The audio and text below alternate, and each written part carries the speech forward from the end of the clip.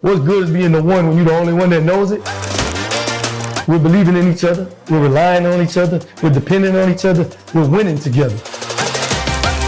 Honing that craft, going to the gym, wanting to get better when people don't want to do it.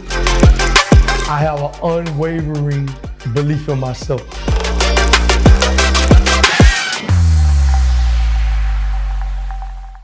How's it going, guys? Welcome to another episode of Secrets of Silent Success. Today we have the one and only Paul DeRousselle. How you doing today, brother? I'm good, blessed, and highly favored, man. Appreciate you having me. Yeah, appreciate it, man. So we good to jump right into it? Let's go, bro. Let's do it. Ain't no need for the small talk or what you're doing. Let's do it, man. So we talked about this before in another interview that we did. Over 50% of the athletes in the NFL are Black Americans, but that representation is not seen with their agents, right? Mm-hmm. What's the importance of getting more representation in the agents? I think it's very important because you got that kid that looks like you, most times maybe grew up like you. Yeah. At least they and grown up similar to you. We've all seen similar things. Like there's a certain plight of being African American that we can all relate to. Yeah. We've been places like it's an inside joke.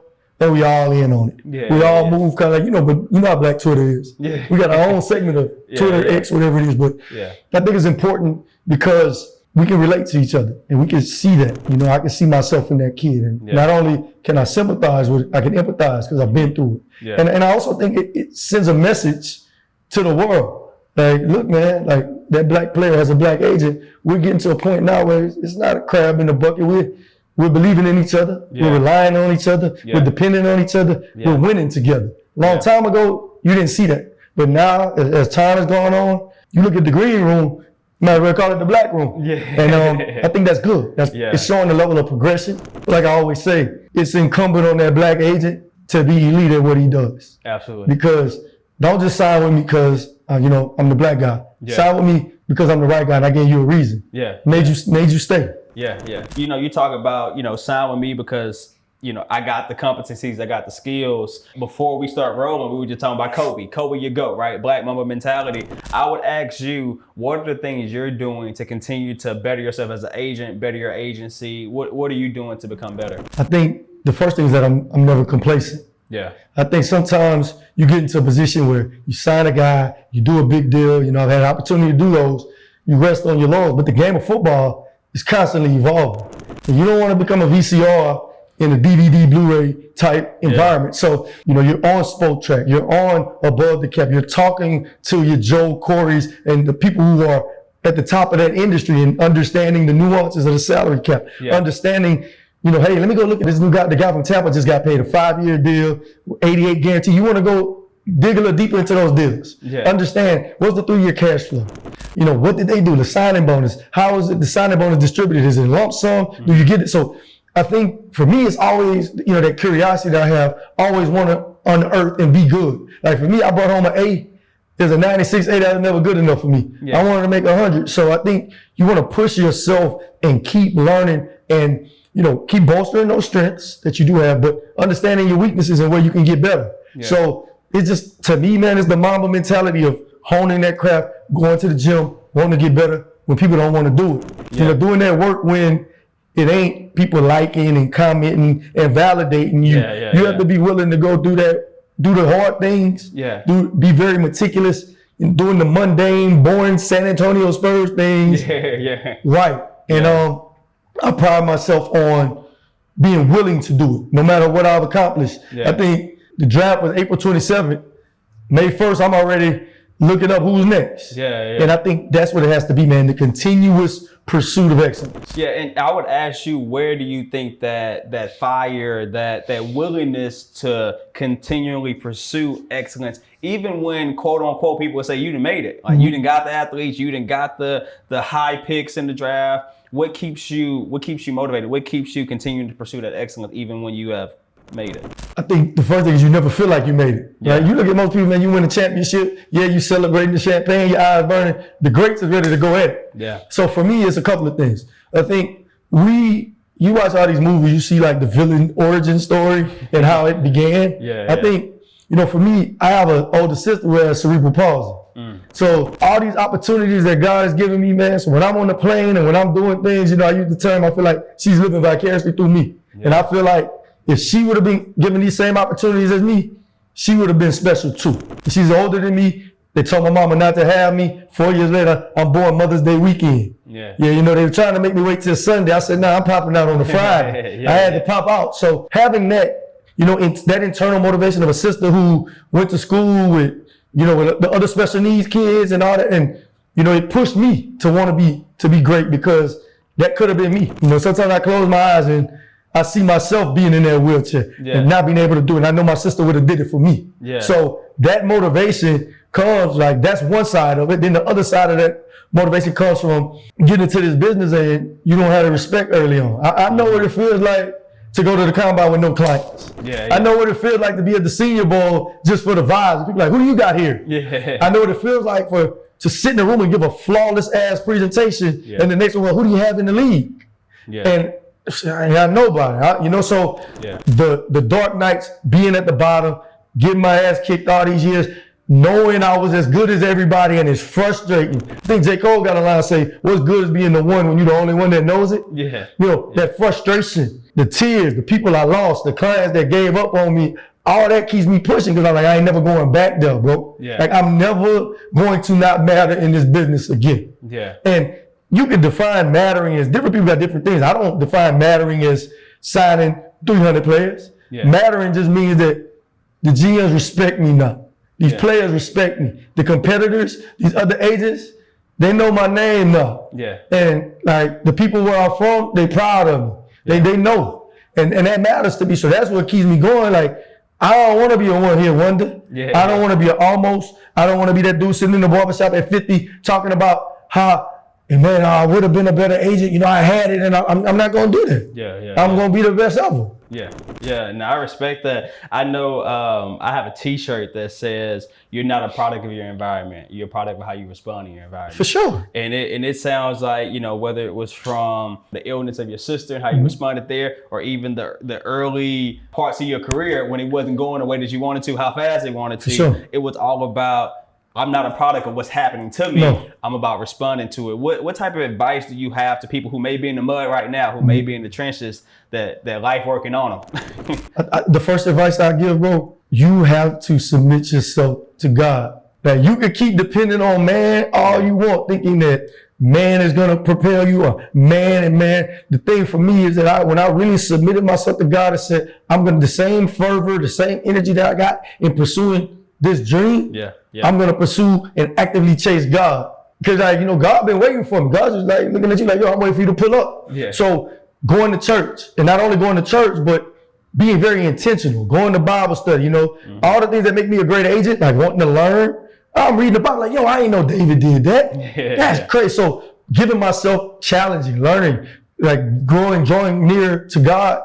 That's the first thing to me. And then when you do find that your tribe, point to the right people that's going to help you with your spiritual journey. See, I even joined the church choir. You know, I'm really nice with it too. You've seen some of the videos. I would say submit to God. And I think the second thing, I know it sounds a bit cliche, but understand your why. And I didn't, like, early on as an agent, my why was more clout driven. I think my Instagram name was like the contract killer. I care more about the perception of people believing me to be successful than doing the work to actually be successful. You know, I'd rather post a picture of me in the gym than actually work out in the gym.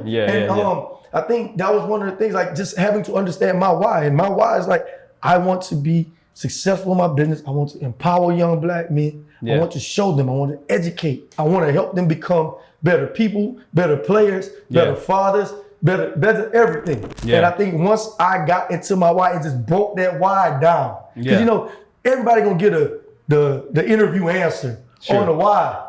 But, like, really, really break that down. Like, are you doing this for the girls? Are you doing this for what the clout, the things that are associated? Like, what is your why? And once you break that down and eliminate and kind of filter out all the bullshit, then you kind of start to cook, because you done broke it down, and you have to be honest with yourself. Like, when I was working at the law firm, I couldn't have a real wide conversation. I only liked this job 2 times out of the month, the 15th and the last day. So understanding that why.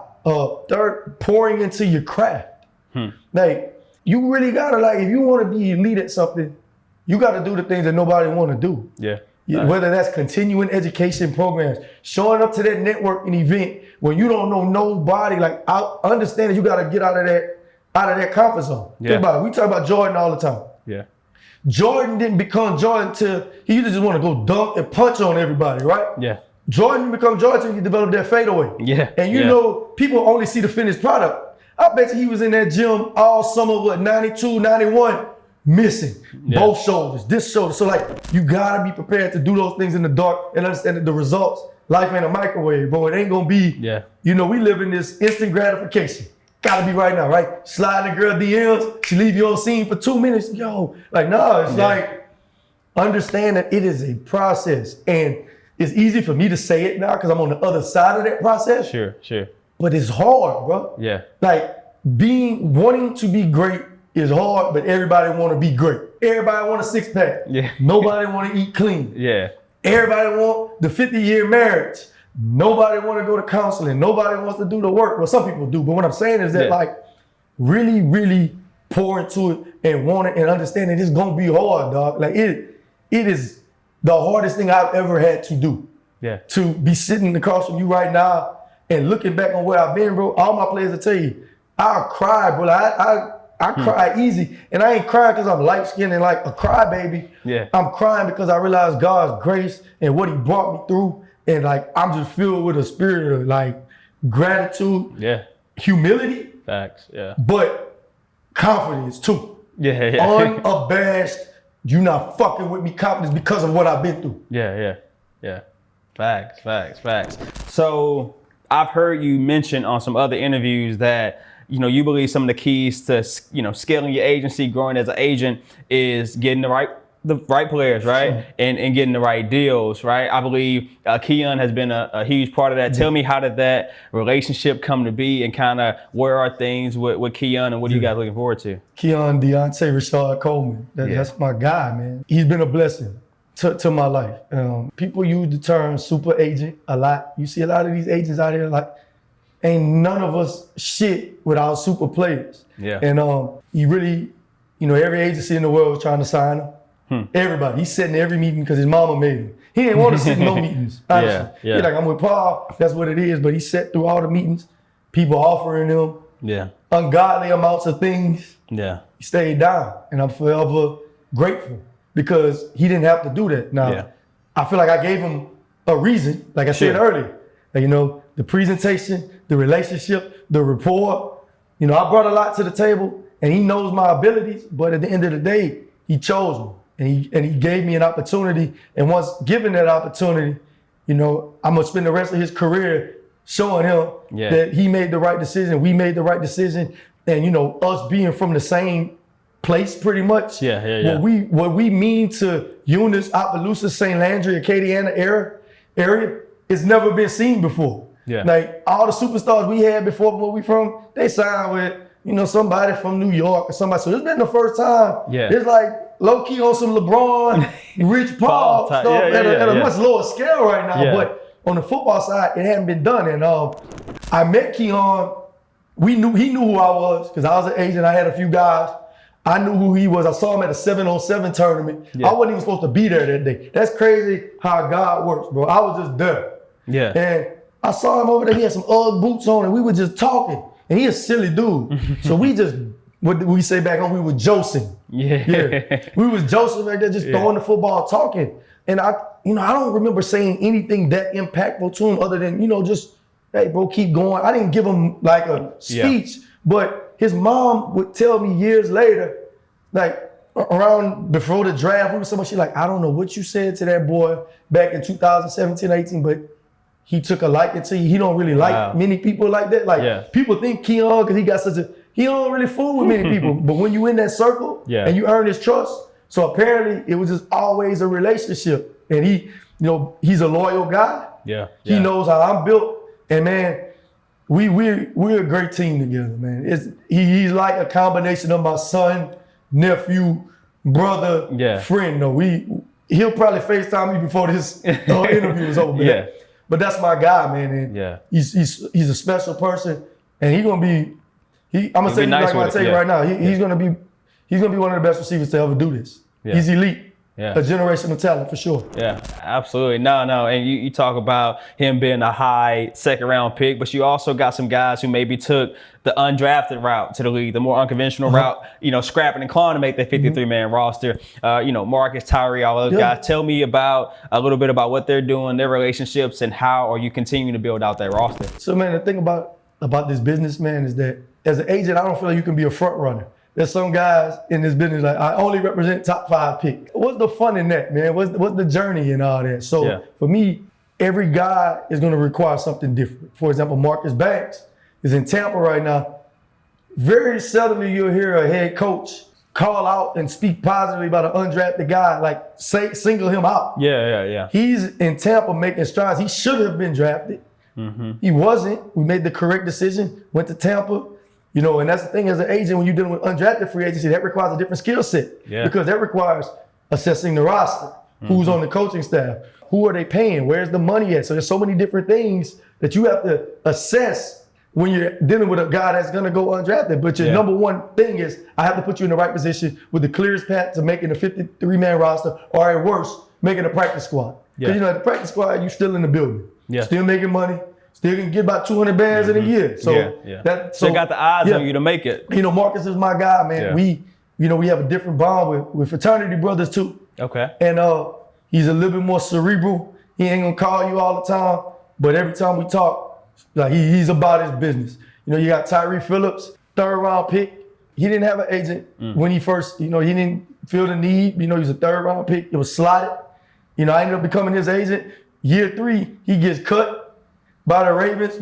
We get him onto the Giants, and he works through the Giants, starts these games. In the last season, we about to get to a payday, gets hurt week 17. Wow. So now as an agent, you're like, okay, this is what we're gonna do, bro. Let's just focus on getting healthy. We get back to the table in this next. So right now, he's in free agency and got dozens of teams calling. So once again, as an agent, you have to have that communication with your player, looking at the roster. Who's in need of a swing tackle? Where's their play at guard? It's all these different things, man. And Tyree's from Grenada, Mississippi.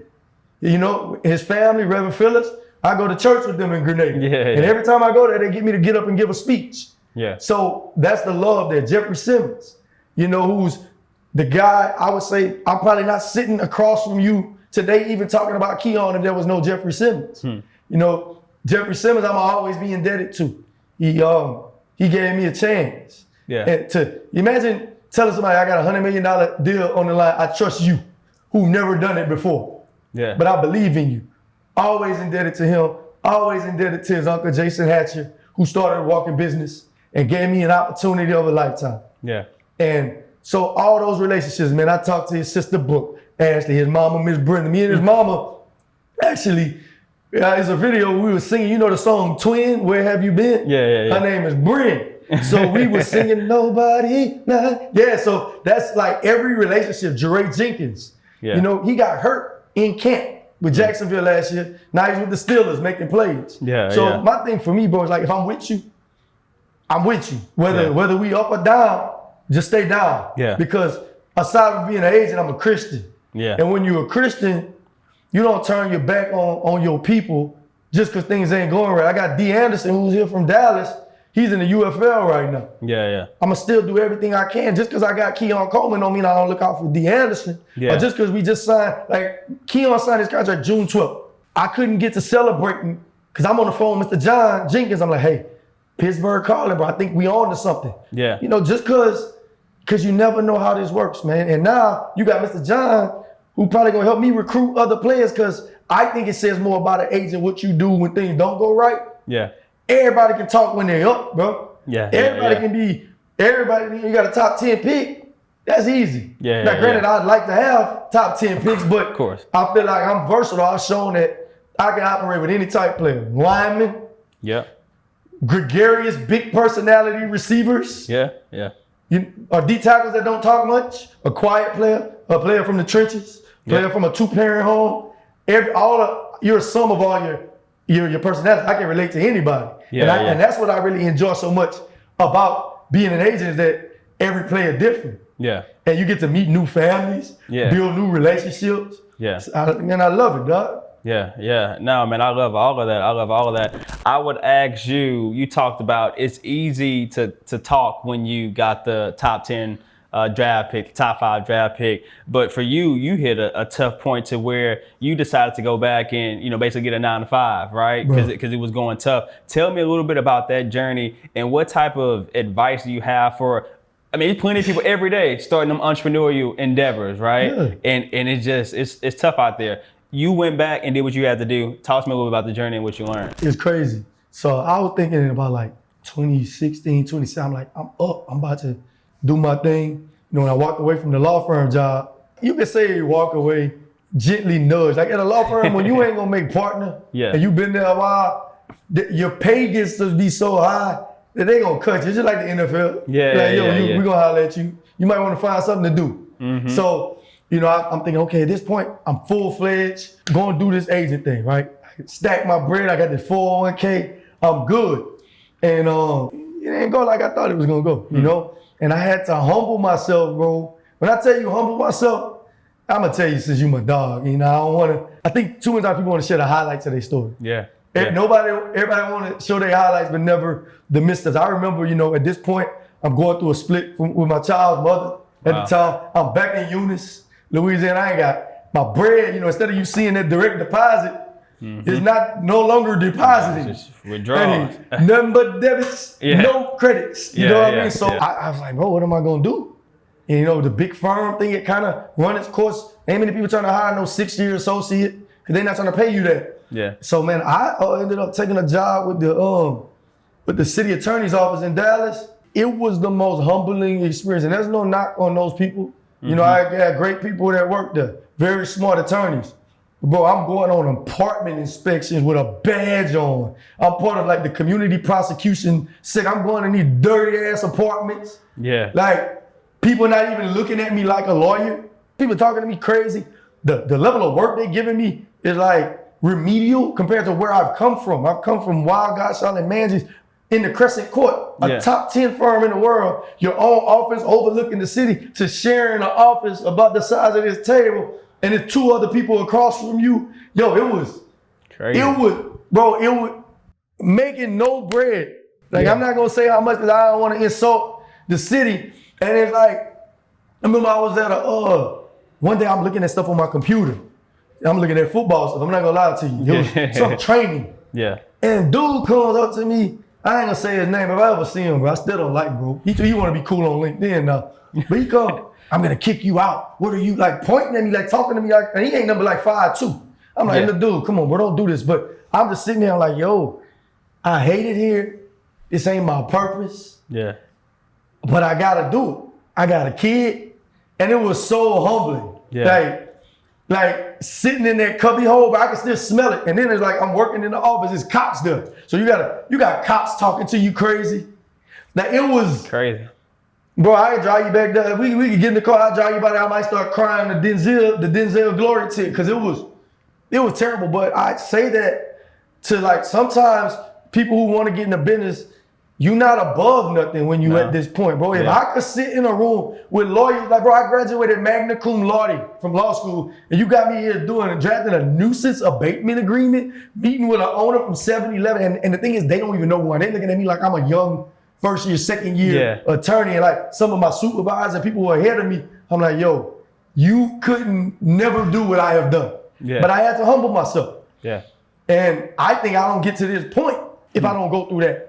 Obviously, when I transitioned from that, I was able to go work with one of my mentors, Pride Duran, but this was like personal injury practice. It wasn't like as if I was working for somebody no more. It was more like I'm working with you, I'm getting to the bread, but I still had to humble myself. Yeah. And I think too many people, they don't understand that you're gonna have to adapt and call an audible. You watch football, right? You can come out there and call a play. Yeah. Yo, the coverage ain't what I thought. Like, you see Peyton, man, Omaha, what do people think? Omaha City in Nebraska, but it's also an audible. Yeah. So sometimes in life, you're gonna have to change, bro. Come on, bro. City attorney's office was never, community part, never. I'm thankful because God worked that way, and I think God put me in that position to humble me. Sure. But it's kind of like the story of Joseph, though.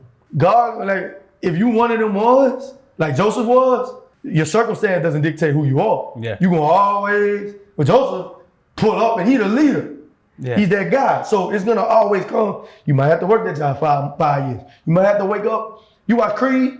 Jordan had to work a BS job too. That 9 to 5, he had to do it before he became. So people gotta like real like understand. I'm gonna look at the camera like humble yourself. You gonna be all right. Go. You're not the first person to have to do a job you didn't want to do. Yeah. Like, it's all right. Not gonna be the last. You're not gonna be the last. Yeah. Nah, I mean, that's an amazing story. I would ask you, when you were in the mud, in the trenches, and you waking up and having to go to that office every day. I'm not necessarily trying to put you back in that mindset. Nah, you doing it right now. I hear you. It's cool with my therapist. You have to talk to me about this tomorrow. She'll be like, how did that make you feel? I'm like, man, how do you, or what were you thinking in that moment? Because again, once you pass it, it's easier to say like, hey, keep grinding out. But when you in that moment, you know, hey, I'm finna go deal with this 5-2 balls again. I'm finna set the same table. I'm finna write this same agreement. Like, how do you, or what did you do at that time to continue to persevere in the midst of all that? But the crazy part, I wasn't even going to church like that during that time. So I can't even say God was carrying me. Yeah. When I wasn't even, bro, I drive right by the church, I ain't going. Because, you know, I'm mad. Now, you think about it, bro. I was 24, 25 years old, and I was making $160,000 right out of law school. Yeah. I ain't never been punched in the mouth.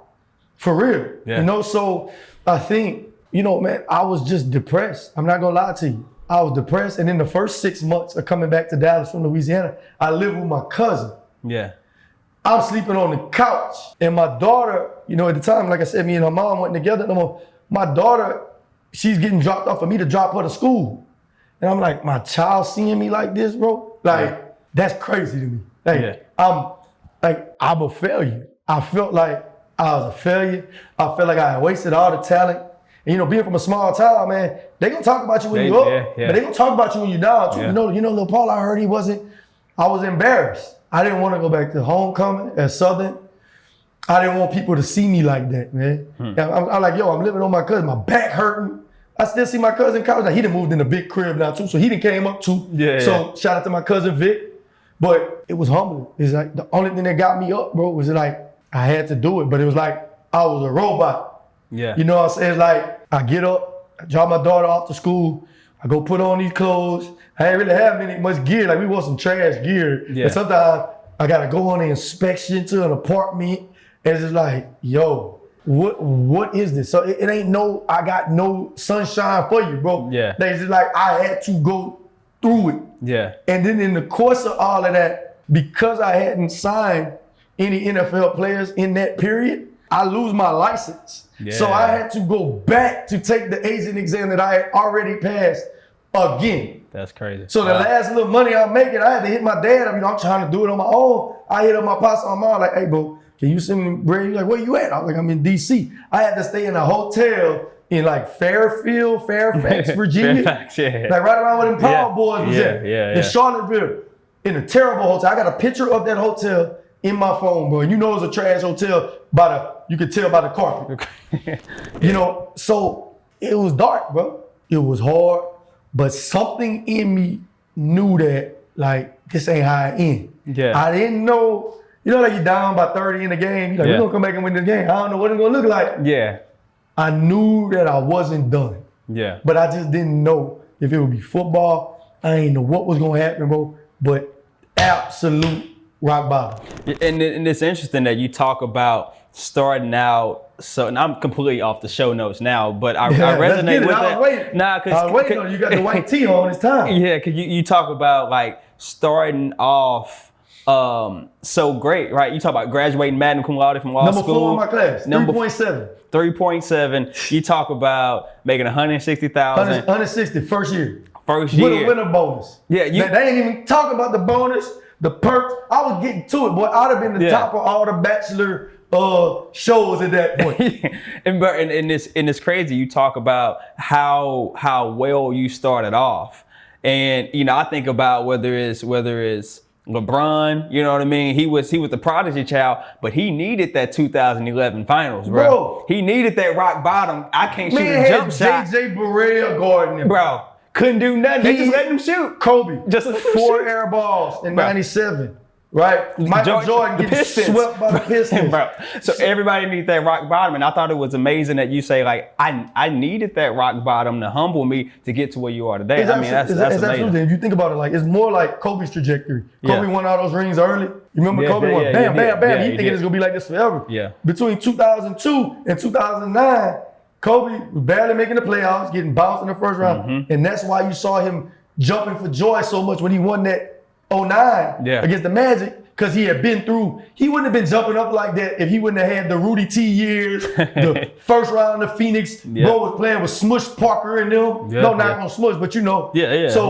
I've always related my journey to sports. I could always find it either in the sports or somewhere in the Bible. No, absolutely. And one of the things that I keep hearing come out of your story is humility, you know, being humble. At this point, right, when you got the Keon Coleman's on the roster, you're doing more podcasts. We're doing media right now. I see you at the Black Sports Business Symposium, see you on CBS features. How do you maintain the humility now in the midst of, you know, you didn't see some success on both sides early on, and now you've been to the rock bottom? I think that the fall downs keep you humble because you know, like, yo, like, you know, when I'm 24, 25 years old, I'm doing whatever I want, this, and that, but I'm maybe not living right or living in accordance to God's will, maybe not realizing that all my blessings, all my help comes from Him. Sure. You feel invincible. I think when you realize you aren't invincible, that's where the humility comes. And you realize that so much of your success is predicated on other people believing in you and giving you an opportunity. You can't really get the feeling yourself like, I'm at the draft, but I'm here because a Keon Coleman, a Raven, Miss Paula, his grandmother, believed in me and God gave me this opportunity. Or you're here because Marcus Banks or Jeffrey Simmons. So you always gotta stay to a certain level of humility because it can be taken away. And I realized, like, I've slept on my cousin's couch. So I think God, in bringing me through all of that, you're gonna stay humble. Now I will say that there's a fine line between humility and being timid. Like, I ain't gonna never step in a room and not say I'm not the best at what the fuck I do. Because you know, God gives man, if I was made in God's image, Jesus know he one of the one, Jesus is the one. And if I'm his son, I'm one of them ones, right? I'm part of him. I'm part of his lineage. So like, I'm not afraid of, like, I'm not gonna go into a meeting with the player and say, oh, Agent Z hit you up? I'm nervous. Like, nah, tell his ass to come over here. Let's lace him up and let's see if you really, really one of them ones or you hiding behind that agency shield. Like, let's get it up. And that's where I am. And I think the humility is there because of what I've been through, but there's confidence because of what I've overcome. My confidence 100%. Comes from those moments when I was at my lowest, using my daddy Amex card, sleeping on the floor at the Pro Bowl because I didn't have a room. But my confidence comes from the fact, damn, look at all the shit that I have overcome. I am special. I am elite. I'm chosen. I'm the best in the world. And it's not for everybody to feel that way. Like, if my confidence causes you to cower, then you gotta go check yourself. And so many times in my life, I was shrinking and like not being who I was, making self-deprecating comments or being afraid to walk into my life. Like, Paul, you just did a $104 million deal with Jeff Simmons. And you know, that self-deprecating side, he wants to be, man, you know, anybody could have did that. You just, hell nah. Everybody can't do that because everybody didn't do it. So that's me now growing into that next chapter where it's like, nah, dog, this ain't Lil Paul no more. I'm still Lil Paul from Eunice, but I'm a perennial contender. Like, I do deals. I'm that, you know what I'm saying? And I mean, I think that's awesome. You're talking about, hey, if Agent X is on your phone, like, I ain't cowering. So tell me about, you know, getting the athletes, not buying the athletes. Tell me just about the industry in general and how you making your mark. I'm making my mark because I think to a lot of people, like, you were at Black Sports Symposium. You saw when I got off the stage, it was like an R&B concert. Facts. And that ain't just because, you know, I'm that guy, but it's because my story resonates with people. People can look in the mirror and say, like, yo, that man is honest, he's open, he's candid, he over here cracking jokes. I think my first joke out the door, I was talking about, like, Usher confessions and saying, yo, I'm in the studio. You know what I mean? So, like, for me, it's like, I'm showing people that you can be yourself in this business, but I've become my best self. I don't drink. I ain't partying. I ain't a clown show. I'm a silly dude. I'm affable. I'm all of those things. I'm the consummate professional. I'm consistent. I'm competent. I'm that guy. I'm a problem in this business now. And I'm doing it without having to go join forces with, I ain't got to go to none of the big five. Yeah. They didn't hit me up. Yeah. I mean, if I go, just know that bag was significant, I had to. But what I'm saying is like, I'm paving my own path and I'm unapologetically being myself and I'm building with the guys that I want to build. A lot of these times you see agent XYZ, they'll pull up in a meeting like this. And I know because I got clients that said in them, I'm going to give you a $5,000, $100,000 marketing guarantee, or I'm going to do, they overpromise and underdeliver. Yeah. But by the time they didn't give the player, some of the players kind of like in the 360 deal. You don't know how many players I know do not like their agent. They do not know their agent. They see their agent only when it's time for the agent to come to a game, take a picture in the tunnel. Like the agent gonna come to the game, but he don't know your birthday, he don't know your middle name, he know your daughter. Do he make a concern like, nah, bro, you just 3%. You are a number, you are a box. So there's a lot of that in the business, and I want to correct that. Yeah. Like I want to be that guy that I'm showing up to baby showers in the Burberry. They said that's the Burberry fit. We had Jeffrey Simmons baby shower, I had on the pink with the white jeans. I was clean. What I'm saying is like, I wanted to be the type of agent that I want to be. And I always think about like, I want to be the agent that I would have wanted to have. Yeah. I would have wanted to have an agent that I could talk about a 401k with, but also play NBA 2K with. Yeah. An agent that we go to Bible study on Wednesday. Hey, you want to pop out on Thursday? Yeah. I ain't gonna call no number. I'm gonna stand there and look cool with you. You know what I mean? Yeah. I wanted to do that. I wanted to be a breath of fresh air in this industry. Yeah. And I think I've given hope to a lot of those agents that maybe haven't achieved much early. They're looking at me now and they're like, yo, you always want to wait. You build with the right people, the right temperament, and the right kids, bro. It ain't nothing you can't do. So as I'm looking at my 2025 draft class, it's a formula. Yeah. There's a certain type of guy that I want to represent. Do you love ball? Do you love your family? What's your why? What you playing for? Because a lot of people think that, the player selects the agent. Sure. But the agent selects the player too. Absolutely. Like, who am I going to tie myself with? Yeah. Like, as Keon Coleman's star is rising, what you think happening to me? Yeah. We a rising tide. That's everybody. Everybody. Yeah. So, the whole roster. So you start thinking about who are the type of guys. Like, do they love football? What's their competitive temperament? Yeah. How do they respond to adversity? Yeah. How do they respond to constructive criticism? Where it's like, yo, you fucking up right now. Yeah. You tripping. Why you talking to that girl, bro? That girl don't mean you know. Go look at her followers. Everything a blue check. It look like a Nike convention. Who wants to have those conversations, bro? Where are you at with God right now? Yeah. Hey, I got a book, Atomic Habits. Let me get this to you. How are you with your parents? What's your family background? Because once you learn the person, you really can understand the player. Yeah. Some of these kids never had a father in their life, man. So accepting criticism or something from a male, they've never had it. So they're not gonna be as responsive. So picking your spots, right? I'm not gonna tell you about every little thing, but when it's time for me to talk to you, you're gonna listen because you know it's coming from a good place and from somebody that loves. And I think in this business, nobody wanna really have the relationships with their players like that. For not everybody. Sometimes you just become a number, a slot. Like 2 years, he's up for a second contract. Like I already know in 2-3 years, there's gonna be agents that don't care about Keon, don't know Keon. They coming with a bag. I done beat you the first time, fair and square. But you coming back year 3, calling, and the NFLPA, they not gonna do nothing. They're not supposed to allow tampering, but they got their people picked. We know that. Yeah. So my thing is, they're gonna come back with a bag. Well, let me say, no, the NFL may enforce it. They make me cover my ass. But what I'm saying is like, it's gonna be, I will give you a $700,000 marketing guarantee. My hope is that I build with the right kind of kids. Like, you ain't about to buy. That's why I'm not gonna buy you, because it's just like getting a woman, right? Yeah. If I get you because of the money, there's always somebody with more. Yeah. Facts, so that's been my approach, man. Yeah. I'm not gonna buy you.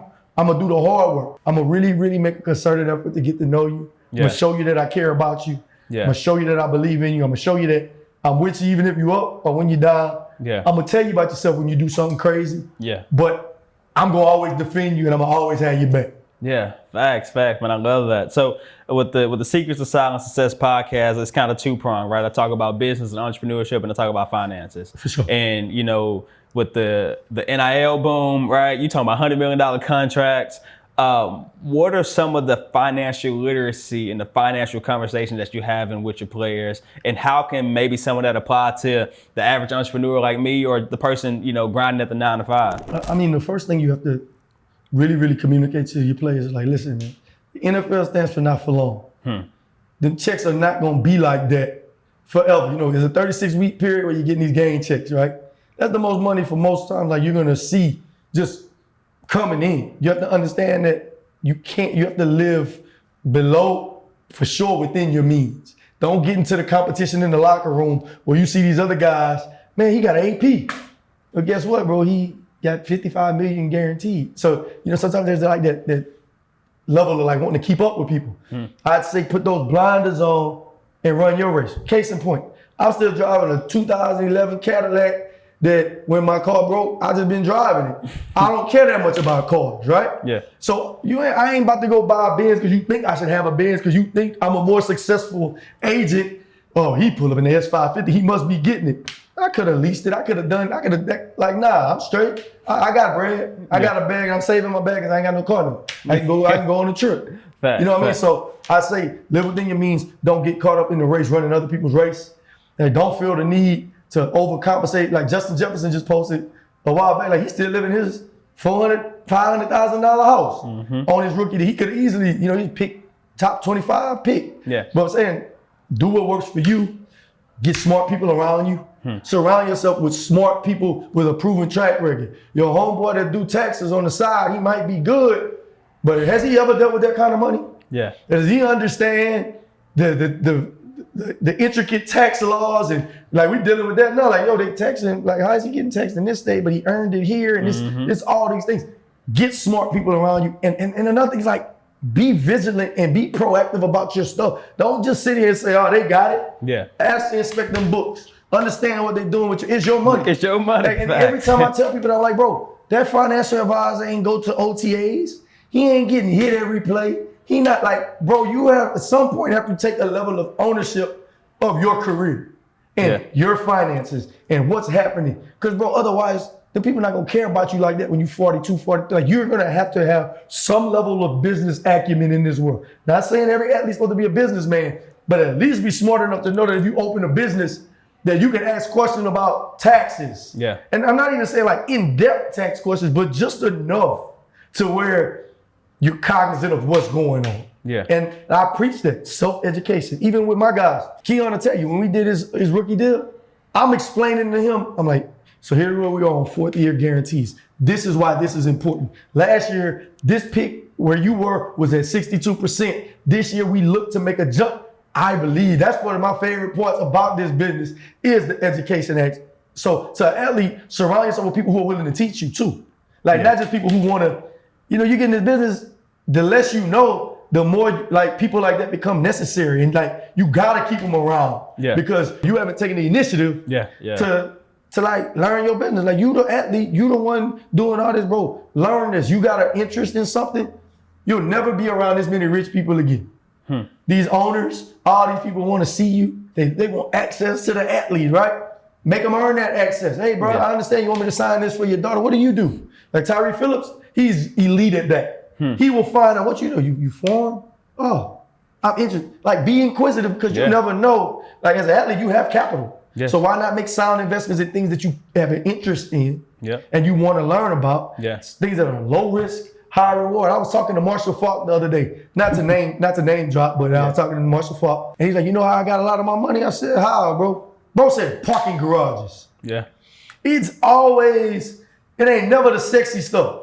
Like it's always something mundane, right? You did what? Like it ain't always the car wash. It ain't always the you're like, yo, you did duplexes? Oh, you multifamily units?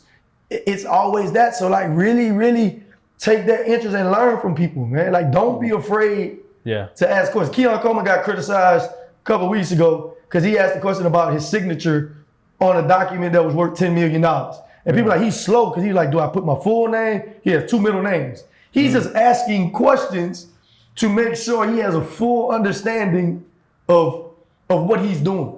I implore all my athletes, all business people who are watching this. Don't be afraid to ask questions. Don't be afraid to surround yourself with people who are smarter than you. It's okay to be the brokest person in the room. Facts. You want to be the brokest person in the room. It's okay. Like I'm cool. Like eventually, one thing about tables, and you can still be the brokest person in the room. If them other 10 people went up to 10 M's, I got one. Yeah. I'm still the brokest person in the room. I'm straight. Yeah. I'm fine with that. So I think it's just about being proactive, bro, and making smart, sound decisions. Like, and that's one thing I'm gonna always do, bro. I ain't gonna never get caught up trying to run nobody else's race. Facts. And I don't think, Jeffrey got the most money out of everybody tonight. So he gonna do some things, but he has a very, very good financial planner. He has a very sound budget, and he's as rich as he is, he's still living within his means. Yeah.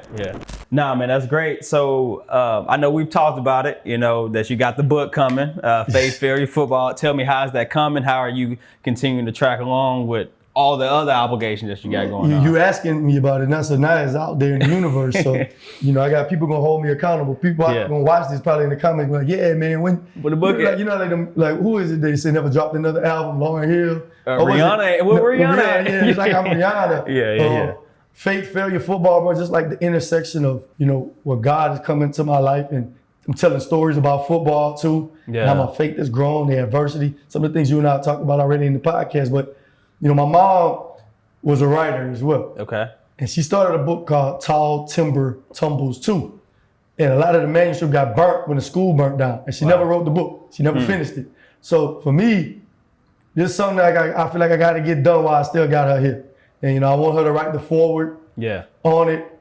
And, I'm going to get to it, man. All this traveling I'm doing, everything I'm doing, but I think it has a chance. I want to make sure you buy one too, because I got you. You got get it out to your constituents as well. For sure. It means something to me, and I think it'll resonate with a lot of people because we've all questioned ourselves.